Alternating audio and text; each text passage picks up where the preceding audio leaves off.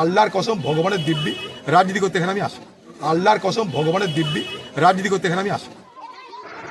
বন্যা বিধ্বস্ত খানাকুলে এবার এলেন দেশের প্রাক্তন পার্লামেন্টের বিরোধী দলনেতা অধীর রঞ্জন চৌধুরী, যাকে বহরমপুরের রবিনহুডও বলা হয়।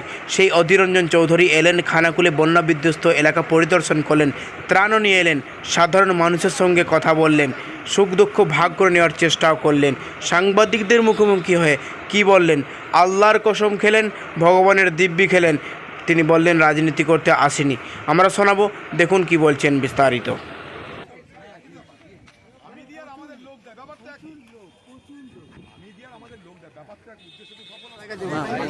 এই মুহূর্তে খানাকুলে কি প্রয়োজন, কি দেখলেন আপনি? খানাকুলে ঘুরলেন। খানাকুলের প্রয়োজন প্রথম কথা হচ্ছে সরকারি হস্তক্ষেপ। মানুষের খাদ্য দরকার, পানীয় জল দরকার, ওষুধ দরকার, আশ্রয় দরকার, এবং আরও বড় কথা বিস্তীর্ণ এলাকার মানুষ, তারা কৃষিজীবী মানুষ, তাদের ক্ষতিপূরণ দরকার, তাদের এগ্রিকালচারাল ইন্স্যুরেন্সের ব্যবস্থা করা দরকার, নতুন জমিতে চাষ করার জন্য তাদেরকে এখনই ঋণ দেওয়ার প্রতিশ্রুতি দেওয়া দরকার, তাদের যত কৃষি ঋণ আছে সব মকুব করা দরকার। আমি যদি হতাম তাহলে আমি তাই কথাই বলতাম।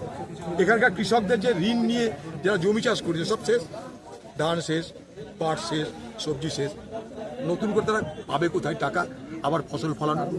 তাই সরকারের উচিত, রাজ্য সরকারের উচিত এখনই ঋণ মুক্তি ঘোষণা করা, অর্থাৎ যা যত ঋণ আছে সব মকুব করে দেওয়া। 2, নতুন করে কৃষকদের কৃষি ঋণ দেওয়া, এবং 3, তাদের নতুন করে কৃষি কাজ করে আবার জীবন ধারণের ব্যবস্থা করতে পারে তা নিশ্চিত করা।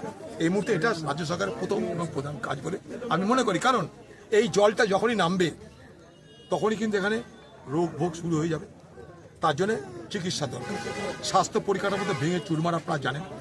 রুগীকে যে ওষুধ দেওয়া হয় সে ওষুধের জাল এ বাংলায়, সে ওষুধ এমনই জাল যে ওষুধ দেওয়ার পর রুগীর মৃত্যু হয়।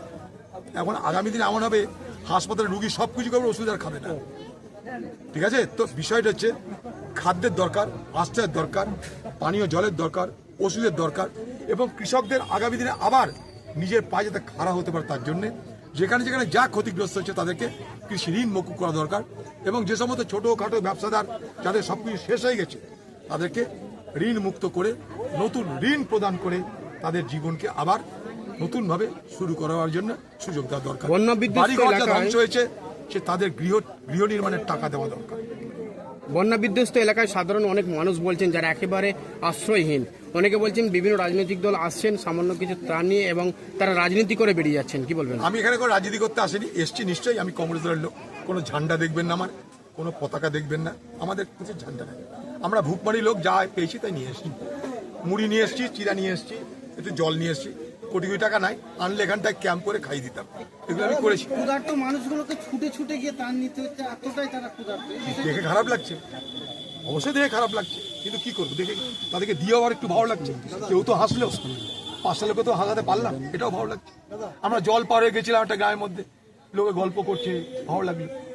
অভাবের মধ্যে, দুঃখের মধ্যে, কষ্টের মধ্যেও মানুষ তার আতিথ্যতা ভোলেনি, সব ভদ্রতা ভোলেনি, এটাই পাওয়া আমাদের। আমরা আর কি চাইছি বলে?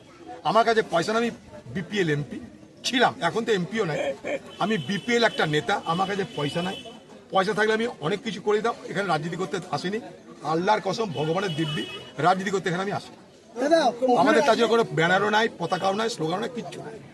দেখুন, কার্ডটাকে বলবো কংগ্রেস নেতাদের ডাকি এসেছে, আমাদের মতন কংগ্রেস সৈনিকদের ডাকি এসেছে। কি দিলেন? আমরা 5,000-এর ওপরে আমরা ত্রাণ বিলি করেছি আরামবাগ, এই খানাকুল জুড়ে বিভিন্ন জায়গায়। কোন কোন জায়গায় ঘুরলেন? আমরা এখানে আমার ডিউটি ছিল আমাদের এই তেঁতুলিয়া প্রাথমিক বিদ্যালয়ে, বাকি ওইদিকে আরও বেশ কিছু জায়গায় ঘুরেছে, পরিদর্শন করেছে। আমি এইটুকুনের মধ্যেই ছিলাম, আমরা এখানে দায়িত্ব ছিলাম। আমরা জানি মান্নান সাহেব তো বেশ, মান্নান সাহেবের এলাকারই খানাকুলের মানুষ, তিনি এলেন না। দেখুন, মান্নান সাহেব একজন সিনিয়র নেতা। মান্নান সাহেব তিনি এলাকার খোঁজ খবর রাখছেন, আমরা জানি। মুহূর্তেই তিনি আরামবাগ মহকুমার এবং খানাকুলের খোঁজ খবর রাখছেন। মান্নান সাহেব বিষয়টা সব কিছুই জানে এখানে, সেই জন্যে অধীরবাবু এসেছেন। ওনার পরিচালনাতেই হচ্ছে। আপনার নাম? আমার নাম মিরাজুল ইসলাম, হুগলি জেলার জেনারেল সেক্রেটারি।